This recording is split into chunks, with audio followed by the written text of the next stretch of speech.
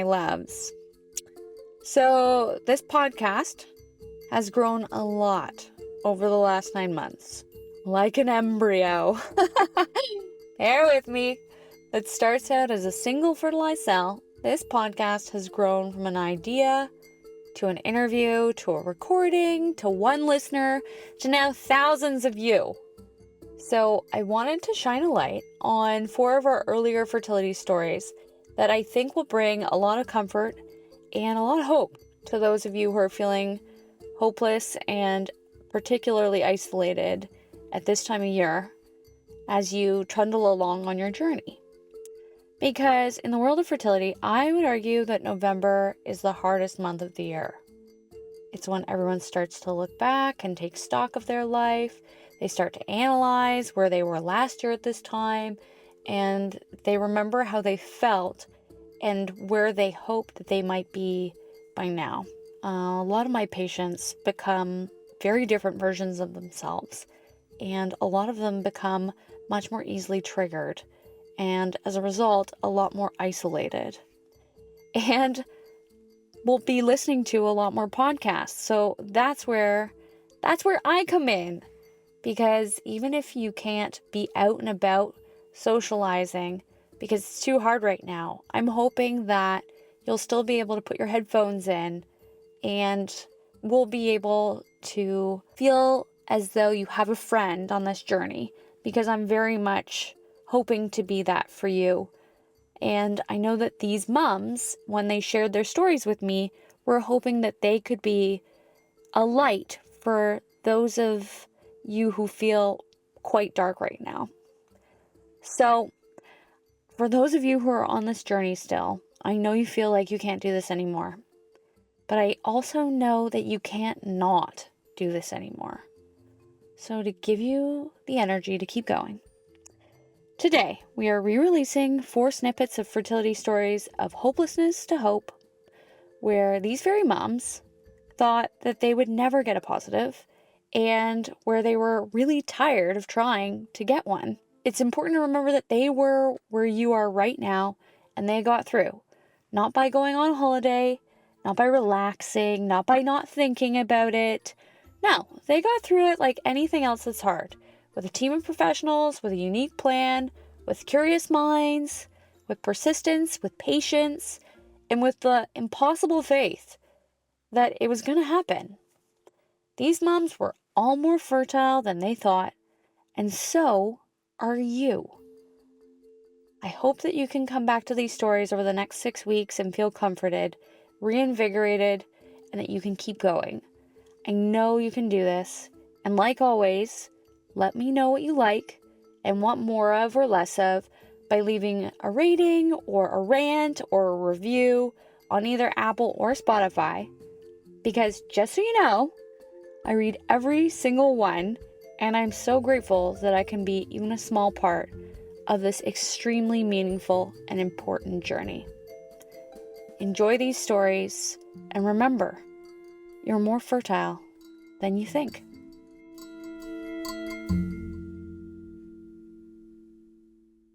I'll never forget when I found out I was not pregnant and I came to see you, and I was a mess. I remember feeling so defeated. Yeah. And this was like the first time trying. And I remember being so upset and crying to you. And I remember you holding my hand and you're like, you are a spring chicken. It's going to be okay. I promise you, like, you are fertile, Jamie. I did call you a chicken. You call me spring chicken so many times. Like literally, and I feel like I embraced like the spring chicken. Like I started being like, I'm 30, I'm a spring chicken, you know? Like yes. I actually was 29 at the time. But a youth.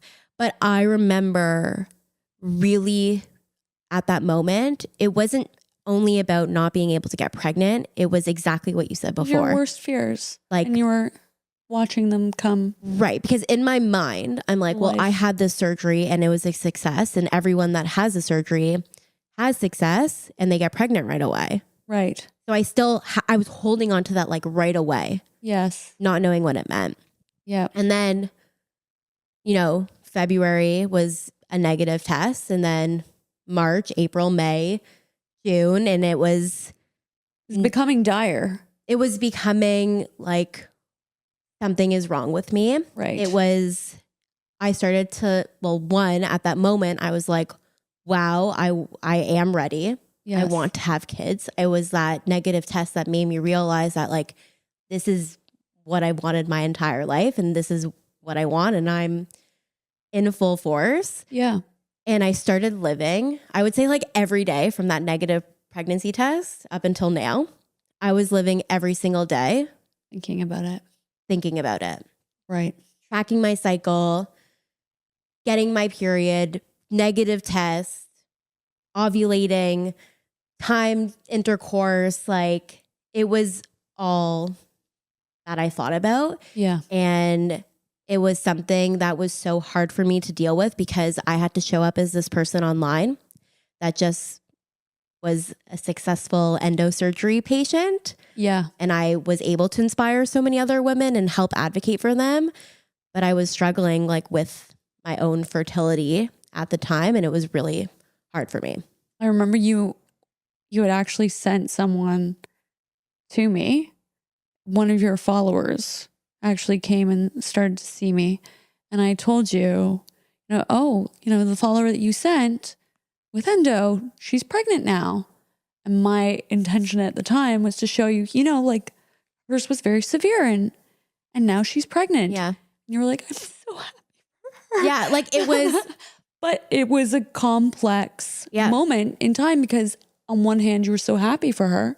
Yeah. But on the other end, you were like, well, what's wrong with me then? Right. Like what is wrong with me going back to 5 years ago, going back to like everything that I've dealt with, it was, I would say like the last like 8 months, like we're like probably like some of like the lowest times that I've felt. Yes. And it's so hard when every single person around you is asking you when you're going to get pregnant.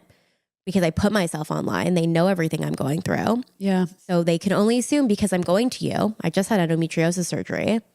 I post content with Dr. Croft. We do a lot of stuff together. Yes. But people only assume that like I'm either struggling or I'm pregnant or I'm trying. You know what I mean? Yes. And so for me, it was so hard to navigate that. And I just remember I've cried to you so many times because it was something that I never thought I would deal with, but I wish that I can go back and tell myself that it will all be okay.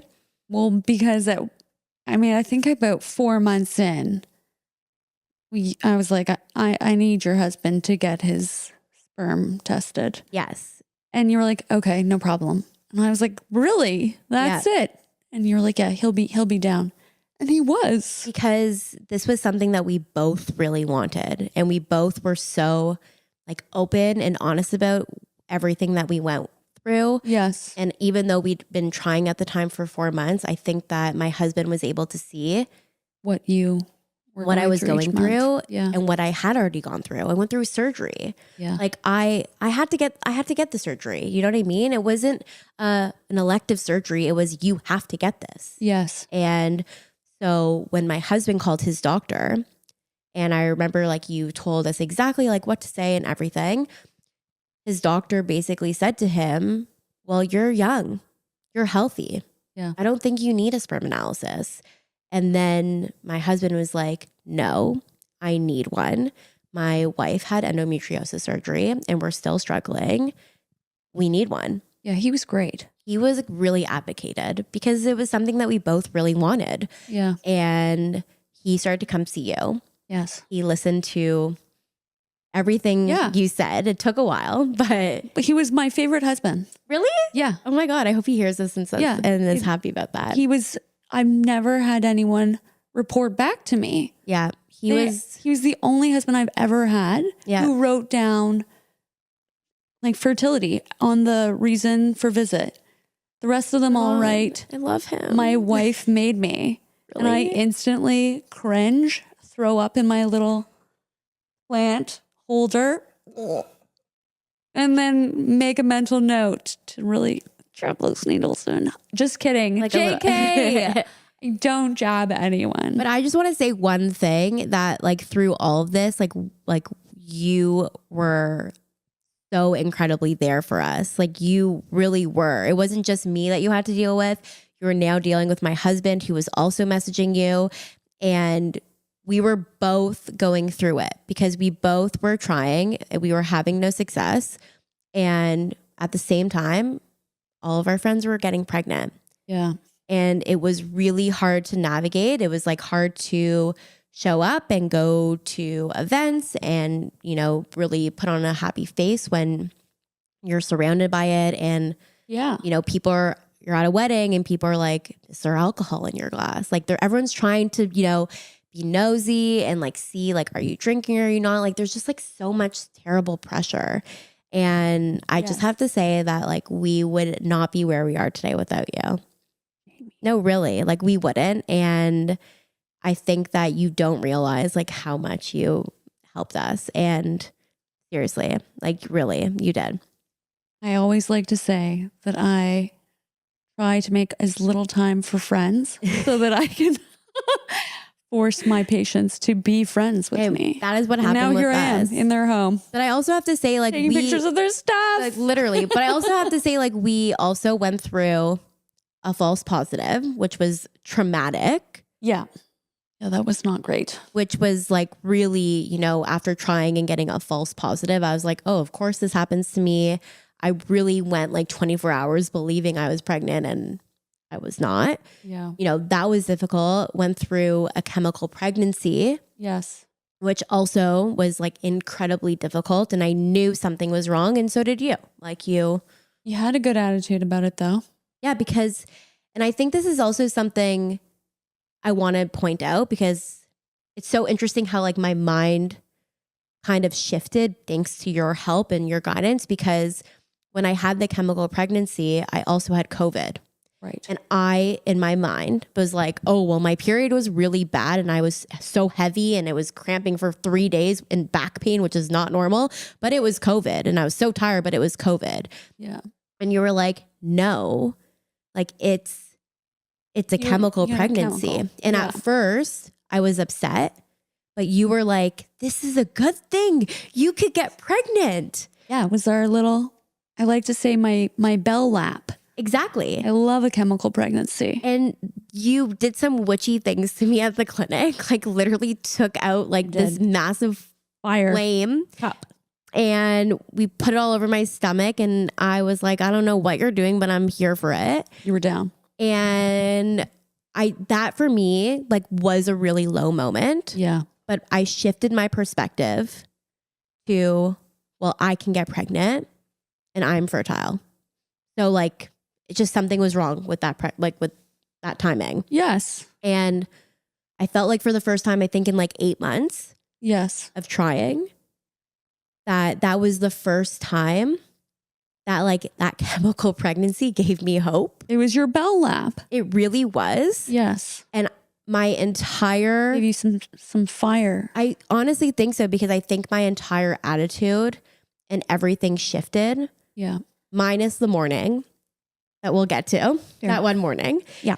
But that next month was the month that I got pregnant. Meanwhile, Ryan's over here like doing a light show and I'm pretending to not be incredibly distracted. And when you switch it to the rainbow, I was like, I am this cool that I am having rainbow lights all over on you. this podcast. Or I'm like that fatigued that I'm now envisioning. Blinded by the light. Rainbow lights. Yeah. No, I liked it. Feel free to continue. I'm sincere. I was into it. Can we talk about your husband? Yes, 100%. So now Can that we call him down? No. JK, I'm just joking. He'll be like, Jamie, never talking to you again.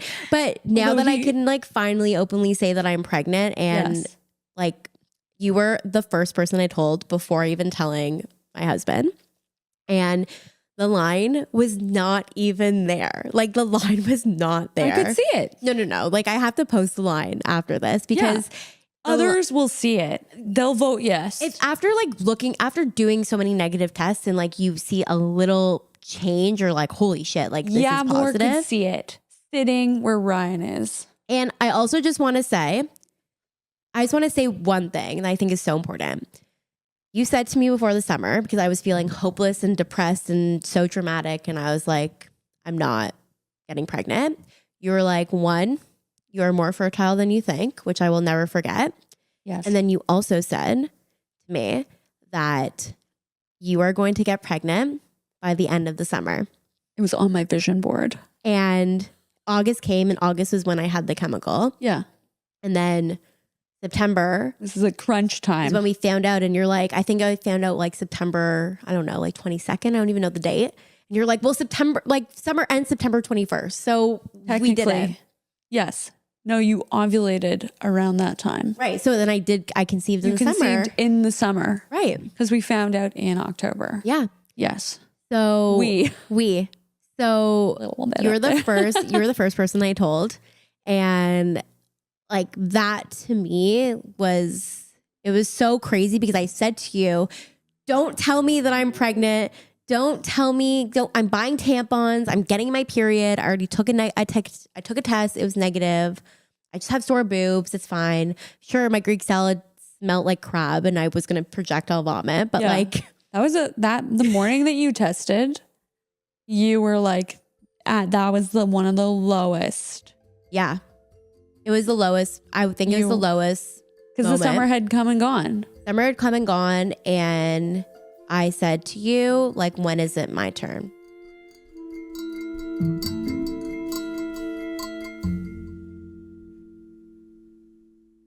So if we're looking at you as a problem to be solved, in 9 months, you should have had a genetically normal embryo. Make it. If your uterus is as beautiful as they kept on telling us, and there were no structural issues, and you were an otherwise very healthy human being, then it really comes down to one or two things, either like an immune issue or a clotting issue. And both of which he didn't want to test. Neither of which he thought was relevant. But then I went to my GP and I said, do these tests. And he wasn't very happy because my GP had now changed. So mainly I think because he was like, well, you're at a fertility clinic. Why wouldn't they do the testing? If they're not doing the testing, why do I have to do the testing? It's a good question, sir.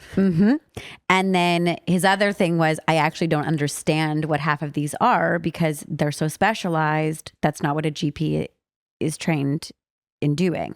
So he agreed to run part of them. And his response to me the whole time was, I'm sure you're fine. Like, this is, everything's going to come back normal. Everything's like, you're a healthy person, blah, blah, blah, blah, blah. Cut to, they didn't come back fine. My results, my results were elevated. And I was like, so where's the, I'm sorry for gaslighting you because I didn't believe that there was something wrong.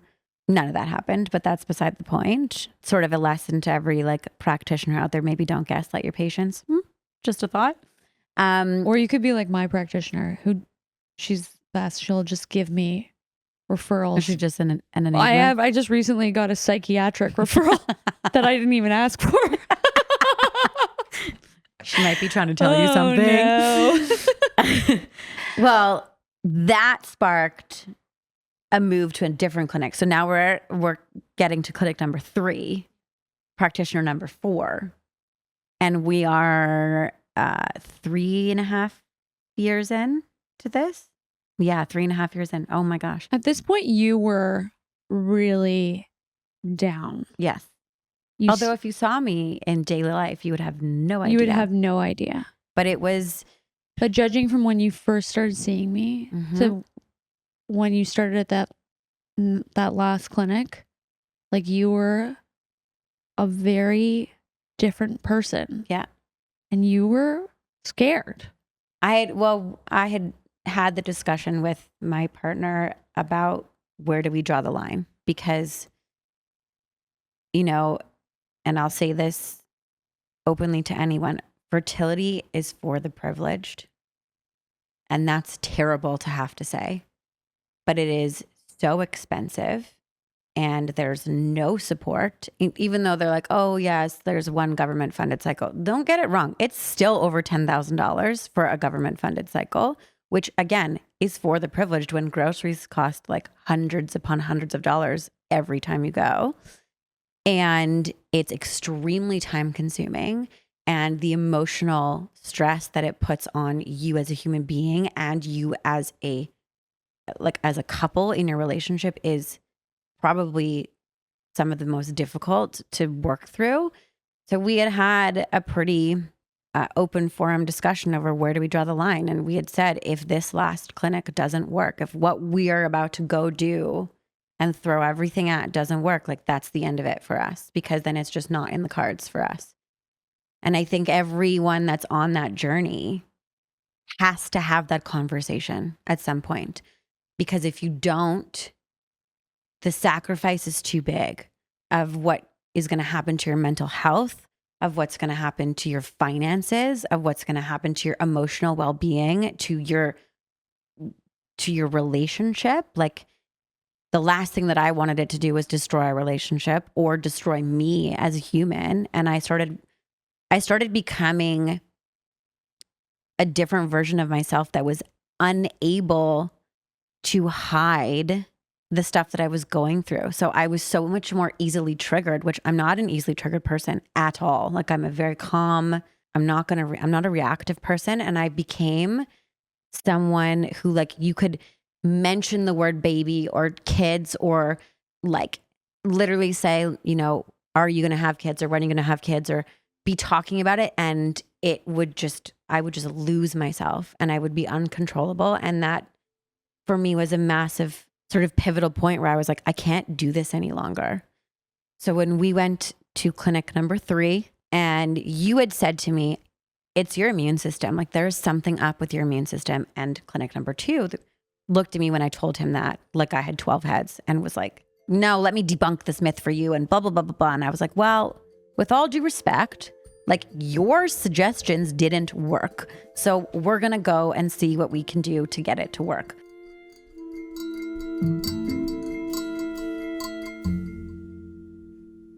I remember one of the first things that happened when I started coming to you was my headaches were gone. Like within the first month, maybe. It was miraculous.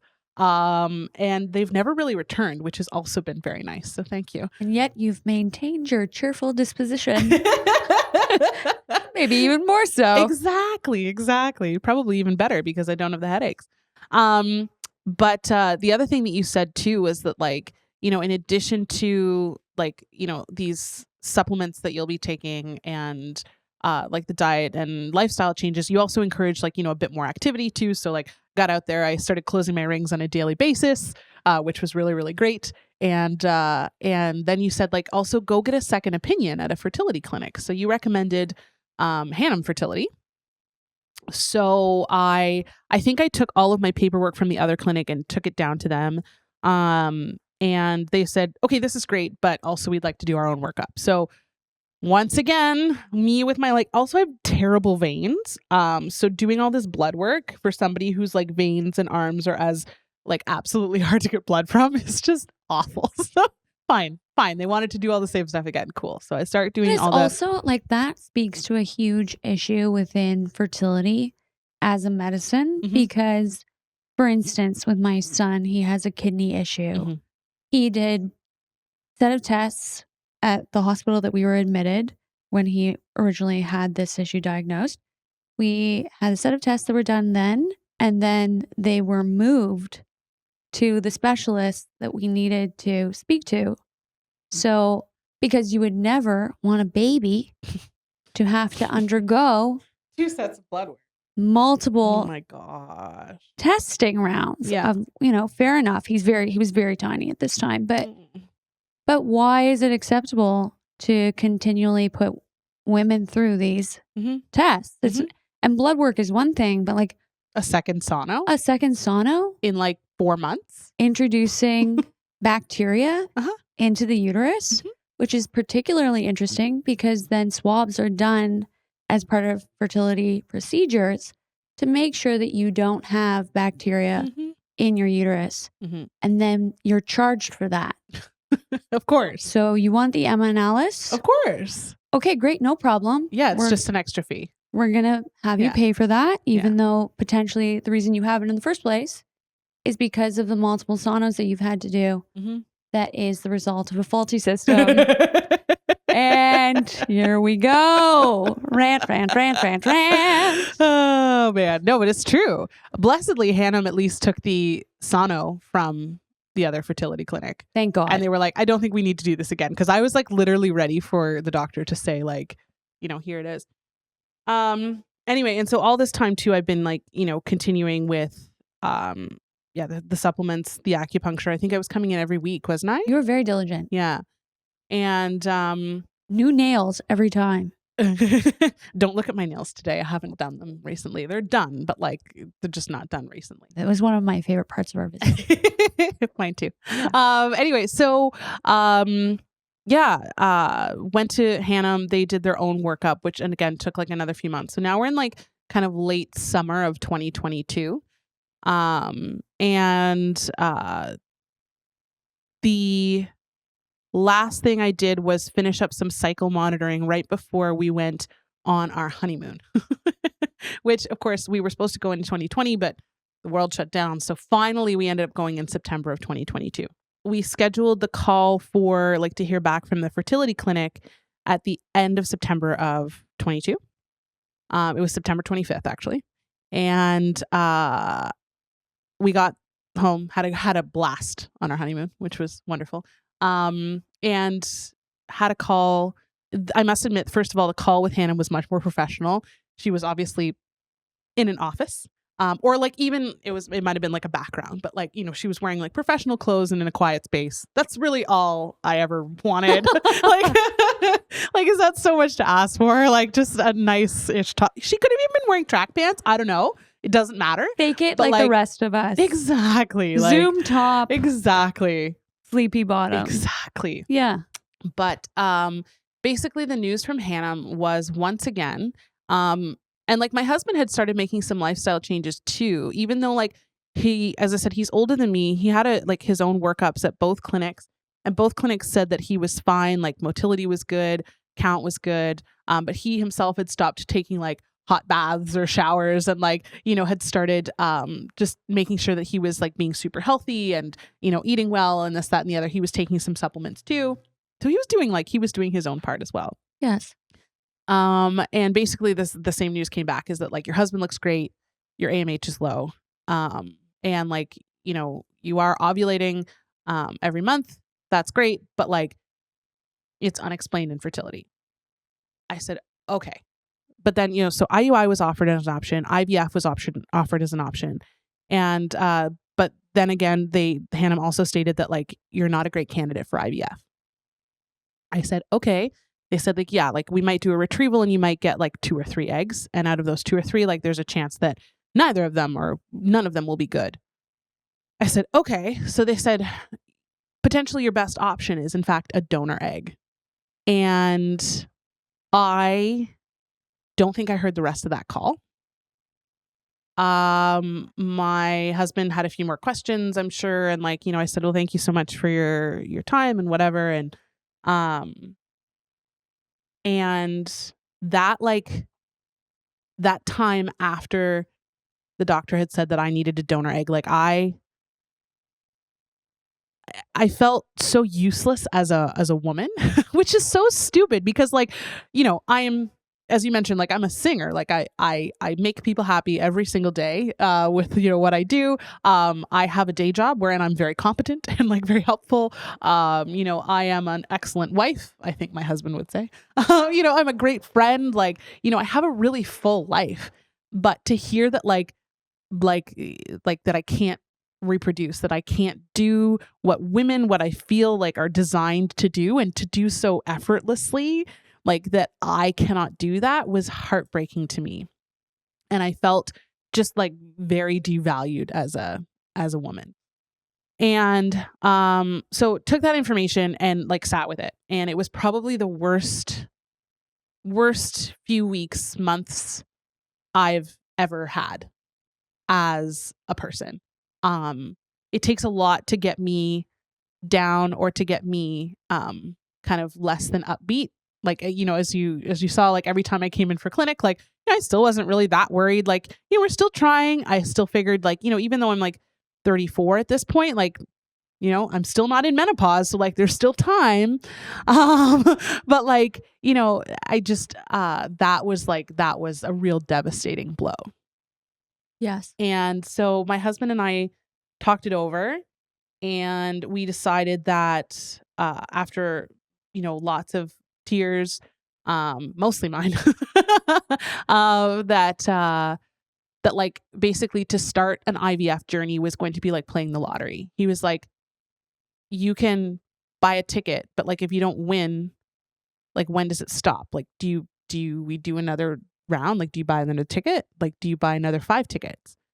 Like what if the next one is the winner? Like when do we stop? Like how do we gauge how far we can go into this journey? Like, like how much money do we spend here? I love that analogy because I hear that all the time. And I have patients ask me, you'll tell me when I should stop, right? And Nobody my can answer tell is you. always the same. You'll know. Yeah. And, I get very emotional when I'm listening to them talk about what they think might work. And for instance, I'm sure I get targeted for these all the time. I think probably because of my search history, on Instagram, for example, all of the ads for like, try this quiz to see if you're fertile and you'll have a baby within a month. Or try this tea. You'll have a baby within 2 months. And so, and when I ask people, because they come in and they say, oh, I've tried this tea, or I've tried this program, or I've done this quiz. You're a very rational human being. You're why would you do that? Or why would you buy that? And they said, well, you never know. Yes. If that's what was going to be it. Like if that was my ticket. Yeah. Well, and the thing is, there's so little like concrete evidence around exactly what works. Yeah, it's unexplained. Yeah. And like, it does feel like you're just kind of grasping at straws, and like that you'll do almost anything in order to have that baby and to get that opportunity. Yes. And yeah, at the end of the day, it is really in some ways like a lottery. Like at least you can set yourself up to be successful, right? Like you can do a lot of things in terms of, making sure that your lifestyle is good, that you're trying to be as stress-free as possible. That's always my favorite suggestion is like, have you reduced stress in your life? And you're like, oh, that's fine. I'll just like stop trying to think about having a baby. That's cool. Like just like, but like, it's true. Like you do, kind of need to try and not think about it as much as possible. But it's physical reminders as a woman. Yeah. Yeah. I feel like bleeding every month. Hopefully every month. I'm not thinking about it, but I am bleeding through this chair. Exactly. Right? Like, oh my gosh. So anyway, after a long few conversations wherein my husband was like, trying to play the lottery ticket, or like, remind me that it was kind of like a lottery. And I was like, oh, but like, maybe this is our best chance. And like, I'm getting older. And of course there's this pressure of like, if you ask the fertility clinics, like, well, when should I start this? It's like, well, we should have started yesterday because like your eggs are frying as we speak. Kind of deal. It's just like, you're 34. Yes, 34. That's young. Like that's very young. I feel like insane listening to that. Yeah. Like 34 is not 50. Like it's like there's time. And it's very far away. Yes. And like, but the thing is, it's hard to hear that in the time too, because like the fertility clinics will also say, well, like you should have done this at 20. Like your eggs were the best at 20. And you're like, oh, well, that was 14 years ago. Like, what have I been doing this whole time? Right. No, it's such bad advice. It's I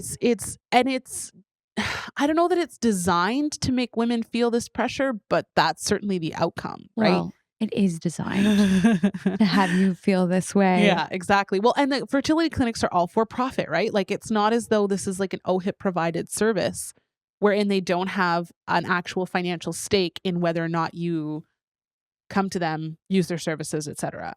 Right? I mean, I suppose OHIP does in a certain way too, but like it just feels so much greedier because there's this like you actually have to pay for it.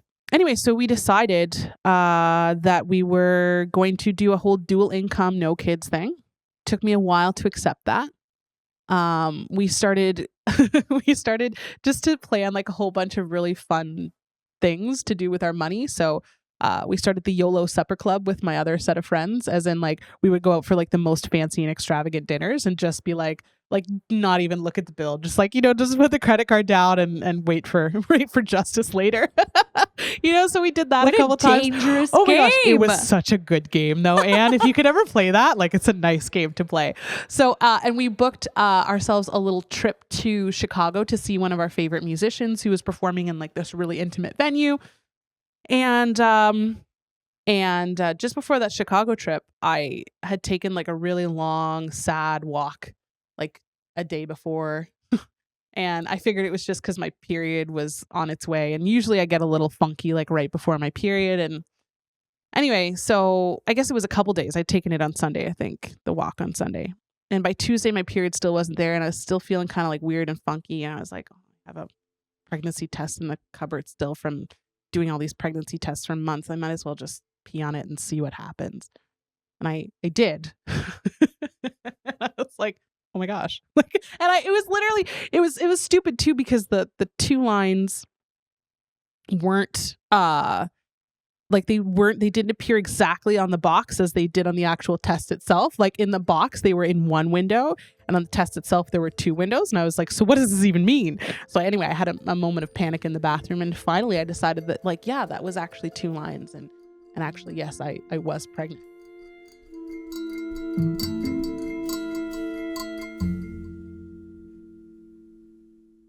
So this guy's telling me I'm old and it's my age, and the only way possible I will ever have another child is if I immediately do IVF.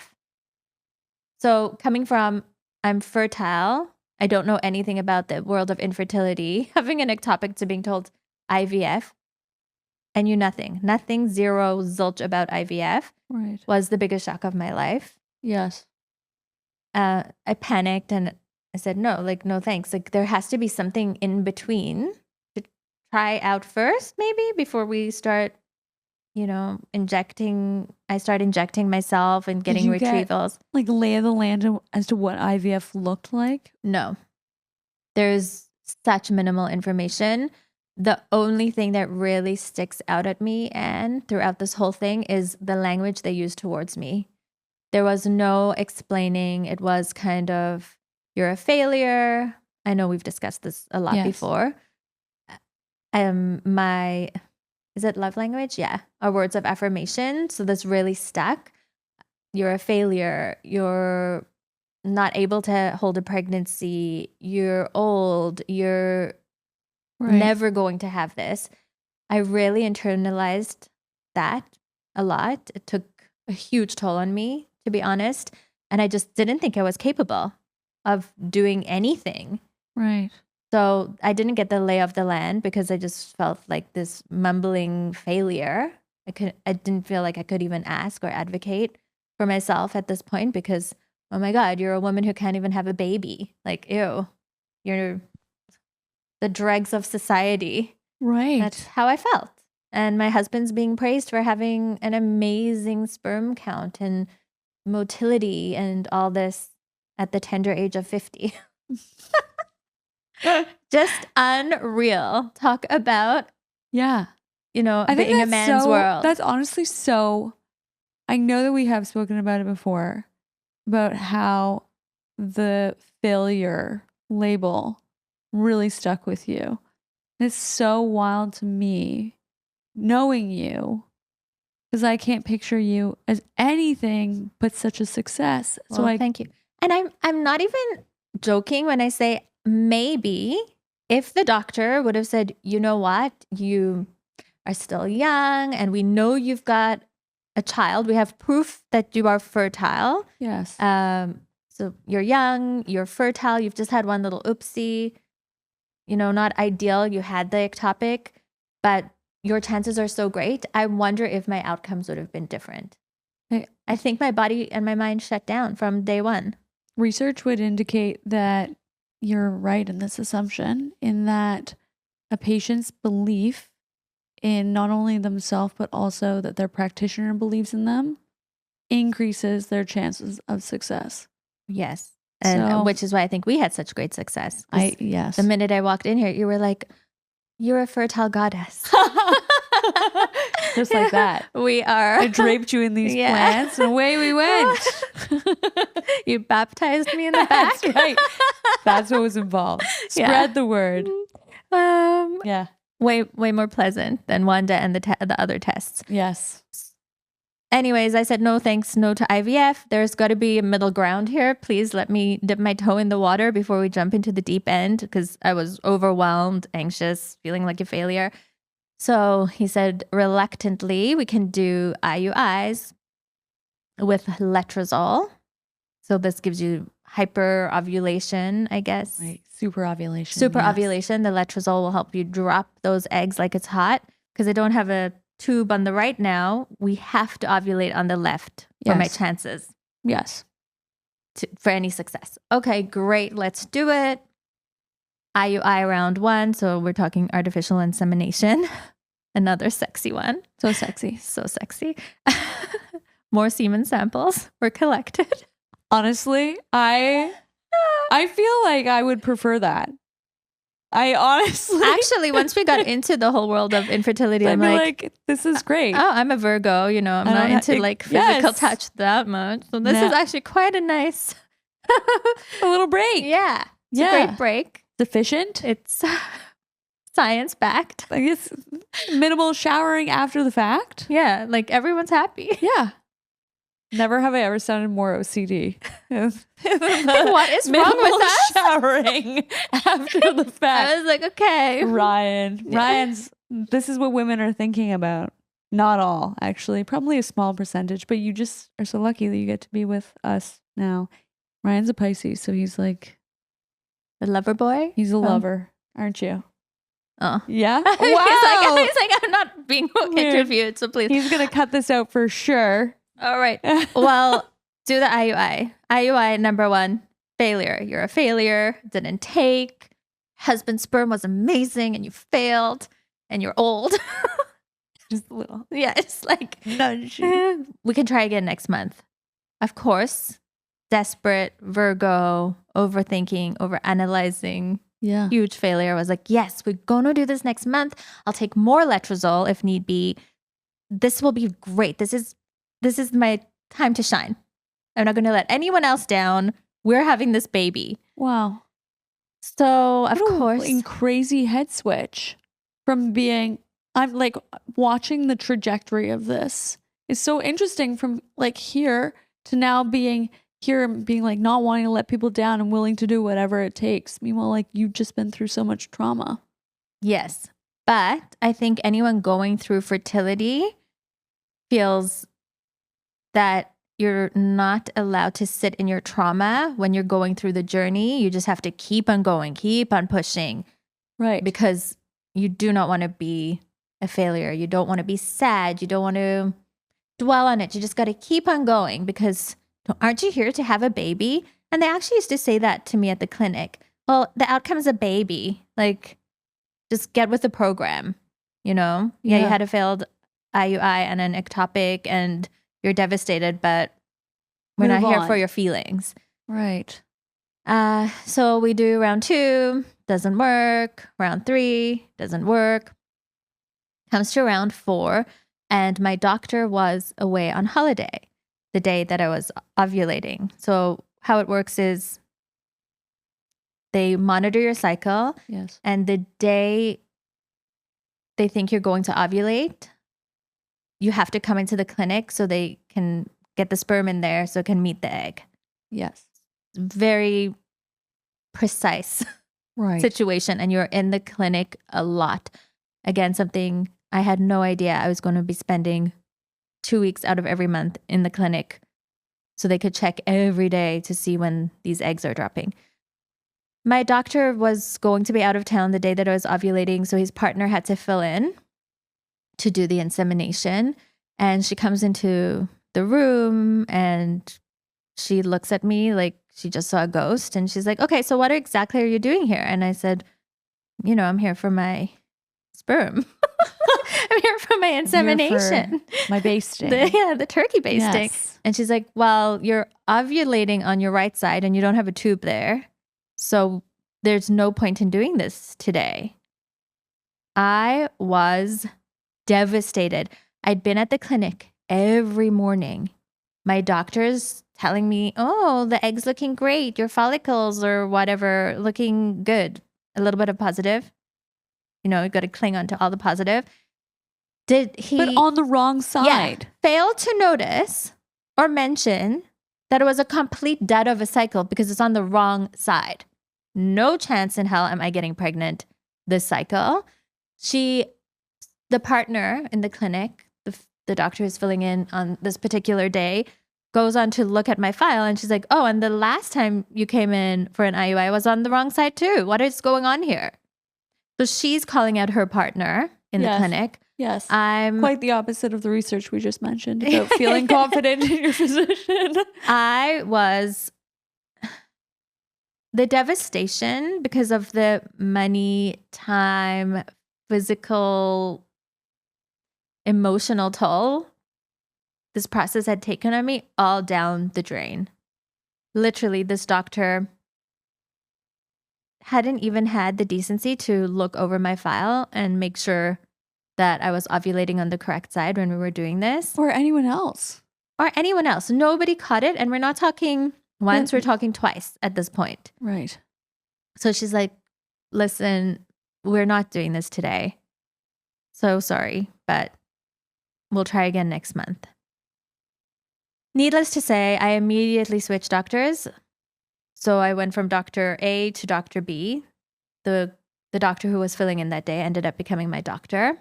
And I think we did one round of IUI, didn't take. And she was like, look, we've done 4 rounds of IUI, nothing taking. We have to do. Is that including the 2 that were on the wrong sides? No. So one of them was on the wrong side. So 2 right side, 1 wrong side. And then with her, we did 1 on the right side. Didn't take.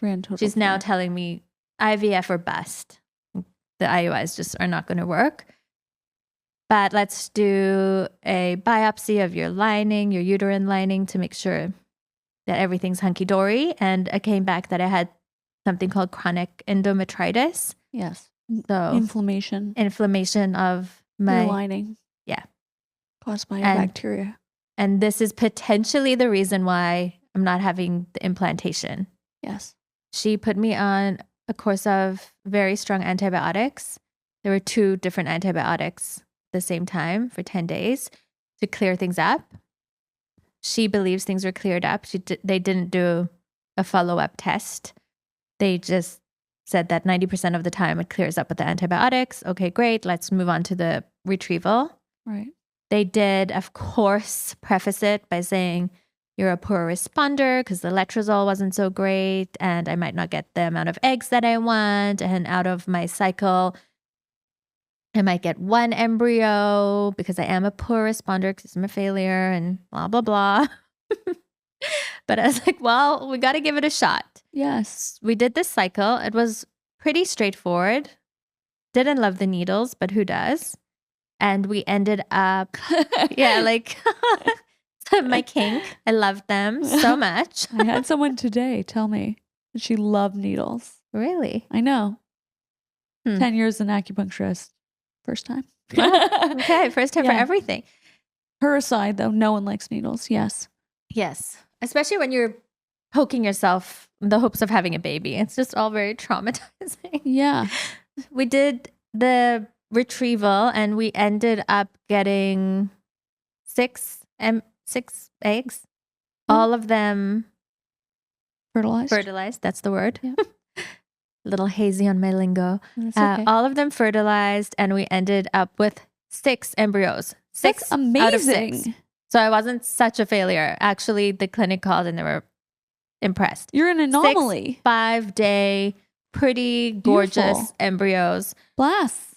5-day blasts. Yes, you're right. Wow. And this has nothing to do with me, though, Anne. This is all because of my husband's super sperm. Don't you Indeed. know? Like, We'll be selling it. yes. Well, they did mention something about using it for research. So his ego was Oh just my God. out of like It's out control. of control. He's just like strutting around like a peacock while I'm shaking, quivering, traumatized woman in the corner. Unreal, actually. Needless to say, we got the 6 embryos. We were so happy. And I just thought, okay, this has to be it. Like, it has to be it. Did they send them for testing? We decided against the testing. Okay. Not entirely sure why, but at the time, it just felt like The right choice. the for right you. choice. Fair. We go, we do, what's it called again? The process where they put it back in you? Oh, the transfer. The transfer. Yes. We do transfer number 1, and I did sign up for every single add-on known to man, the glue, the HCG, just load them up. We're getting pregnant. Unfortunately, it failed. Yes. Took a break from the clinic. At this point, it was summer, and I just needed a break because I was losing my mind. I was barely functioning, was not being a good mom to the child I already had, wasn't being a great partner to my husband because everything was just hard and bleak. And there was no end at this horrible tunnel for me. Yeah. So I and it decided to take a changed break. your like sense of self, it feels like. Oh, 100%. I was half the person I was going into it. On top of it, we had a pandemic to deal with. So in terms of career stuff, I Yeah. was also thrown for a loop. Just a hard time. Hard, horrible, not nice. Just want to have a baby, please. And so I decided to take a break, and you won't believe what happens. I got pregnant. This random pregnancy, natural pregnancy, very timed, meticulously timed though, Yes. pregnancy. I was over the moon. I couldn't believe it. After everything I'd been through, this was it. I'm having my baby. It's exactly what we needed at the time. Pandemic, struggle. I'm pregnant. We're having a baby. First ultrasound, beautiful. Second ultrasound, beautiful. Third ultrasound, no heartbeat. Yeah, terrible. Yeah. I didn't have to have a DNC. Luckily, things just naturally did their thing. Silver lining, I guess. But yeah, I was devastated. Totally could not get my head. I couldn't wrap my head around it. Yeah. So for anyone going through this, it's just, as I said to you before, Anne, it's so easy for some to have Yes. 10 kids back to back. And then there's just such a struggle for others. Have And my different types of struggles. You had to deal with so many different types of fertility challenges. It wasn't just And one. again, because it's unexplained, you're desperately trying to find the answer. And The I think explanation, that's yeah. the biggest hurdle for so many of us who are told it's unexplained. What do you mean it's unexplained? I think a large part of that too is that the term unexplained is accepted. And I've had doctors defend it, saying, oh, well, it's not being a lazy doctor. It's some things as part of, the natural process of fertility, you can't explain it all. It's the only aspect of medicine where it's accepted to not be searching. Like- And I, in hindsight, feel like it's a loophole for them because they string you along and they string you along and they don't give you that personalized care and they don't look at your chart and they're doing IUIs on a woman who doesn't even have a tube. Yes. But it all comes down to like, well, it's unexplained. So, not our problem. It's yours. The thing is, though, if there are certain clinics and there's certain clinicians who will look at a patient's charts, they'll do the additional testing and they will try to find the problem before they give you the solution. And I think the problem right now in fertility, for the most part, is that there's so many people who would have so many different problems who are all getting the same solution. Yes. That doesn't work in anything. And that is exactly towards the end, the argument I kept on having with my doctor. You're being reactive. There's nothing proactive happening with my fertility. your care. Yeah. We're just we're going to try this. And if it doesn't work, we'll test for that. No, let's test now. Yes. And if we find an issue, then we know. But why are we wasting these embryos? And why are we wasting my time, my energy, Yeah. my mental health? But also, if you're making embryos, if you are doing timed intercourse and you can tell that you're ovulating off of the left side, then you have to think about what's the disconnect here. Right. Yeah. And the more I was in it, the more I was learning Yes. and trying to become my own detective. Yeah, your own advocate. Yeah, definitely my own advocate. Just exhausting, all around exhausting. So at this point, we're on our third transfer. Did the transfer again, all the bells and whistles. My lining looked great. This looked great. Everything's great. It didn't take, and I just couldn't anymore. And so that was when 3.5 years into this ordeal, decided I had to walk away because I needed to claim myself back. I needed, first of all, my hormones were so out of whack. I didn't know if I was coming or going. Right. Second of all, I wanted to be the best mom I could to the child I already had. And third of all, I wanted to live life. I wasn't living my life. I was living for this process. And that's when I decided to come to you. Yeah, I was thrilled.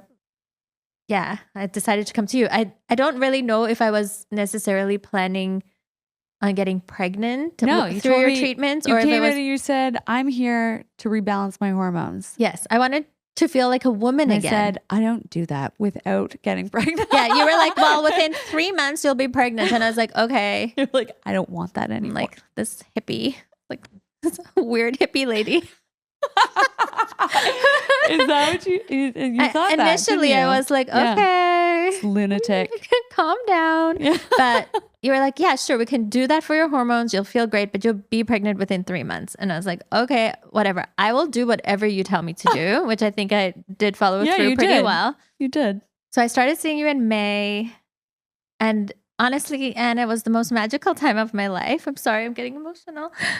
But from being treated so badly and going through so much and trusting doctors, thinking I could trust doctors, to being treated like a lab rat and not trusting these people who I did hold at such a high regard before getting involved. Yes. Yeah, and seeing you was just such an amazing time of my life, really. You gave me so much back. I will be eternally grateful, Anne. I don't think you understand. Sorry. Sure, I love you. Not only did you give me my soulmate, my little baby, but I changed. I started seeing myself again as the person I was before. The ectopic and everything collapsed around me. So thank you so much. But anyways, it was magical. My sessions were magical. You're magic. And it gave me hope. And actually, my first pregnancy craving, I didn't know I was pregnant. You'd done something weird on our last session together to my head. And you were like, just going to put a needle in your head. And I was like, what? And you're like, okay, done. I just wanted to check something. And I was like, okay, great. Maybe I'll be... I'll take it. Yeah, Yeah. sure. And whatever you need to do. For the acupuncturist, And- I did do 20. Because when I used to finish she was my pregnant. appointments here, I used to go to... Is the place called Kitchen down the street? Yes, Impact Kitchen. No, not Impact Kitchen. Pantry. Pantry. Oh, okay, yes. They have like salads and stuff. I always used to go to Pantry on my way home to grab myself dinner. And I remember that last session together with the needle in the head, I was literally like running down the street to Pantry because I needed to get their coleslaw, which I'd never had before. I'd only ever seen it on the display. And I was like, I need the coleslaw. And I was like, am I pregnant? Like, is this a pregnancy craving? Like, why am I so desperate for coleslaw? Yeah. Anyhow. It was I your was like, third month here. yeah. You should have Oh, known. Yeah, I should have known. And I'm like eating coleslaw in the car. And I'm like, God, what is wrong with me? So weird to crave something you've never Had before. experienced before. Just saw it. Anyhow, I go home, think nothing of it. because every month I was hopeful I was going to be Yes. pregnant, right? Yes. And yeah, I don't know at what point we decided I should take a test, or of course I just had a million tests on hand, as you do. Yeah. And so I did the little OPK test that I had at home. Yeah. Lo and behold, 3 months to the day, Wow. boom, magic, pregnant. And yeah, and that's the story. Thank you so much for listening this week. Every time that you listen, you share, you rate, you review, it helps boost our show, which not only gives me the motivation to carry forth, but also helps attract new guests with new information. So thank you so much. Please don't forget, again, rate, review, subscribe to our YouTube channel, and we'll talk to you soon on the next episode.